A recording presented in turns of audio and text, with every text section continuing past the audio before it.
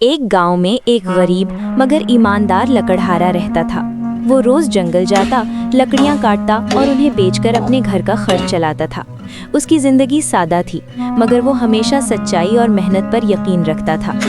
एक दिन वो दरिया के किनारे दरख्त काट रहा था कि अचानक उसकी कुल्हाड़ी उसके हाथ से फिसलकर दरिया में गिर गई। लकड़हारा बहुत परेशान हो गया, क्योंकि यही उसका रोजगार था। वो दरिया के किनारे बैठकर रोने लगा। अचानक दरिया से एक फरिश्ता जाहिर हुआ। फरिश्ते ने पूछा, तुम क्यों रो रहे हो? लकड़हारा बोला, मेरी कुल्हाड़ी दरिया में गिर गई है और मेरे पास नई खरीदने के पैसे नहीं।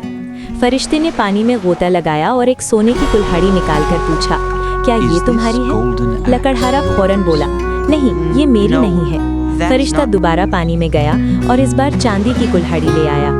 लकड़हारा ने फिर कहा, ये भी मेरी नहीं है। आखिरकार फरिश्ता एक लोहे की कुल्हाड़ी लेकर आया। लकड़हारा खुशी से बोला, जी हाँ, यही मेरी कुल्हाड़ी है। फरिश्ता उसकी ईमानदारी से बहुत खुश हुआ। उसने कहा, तुम बहुत सच्चे और ईमानदार हो, इसलिए मैं तुम्हें ये तीनों कुल्हाड़ियाँ तोहफे में देता हूँ। लकड़हारा खुशी खुशी घर वापस आया और उस दिन उसे समझ आ गया कि सबक, ईमानदारी हमेशा कामयाबी और इनाम का सबब बनती है।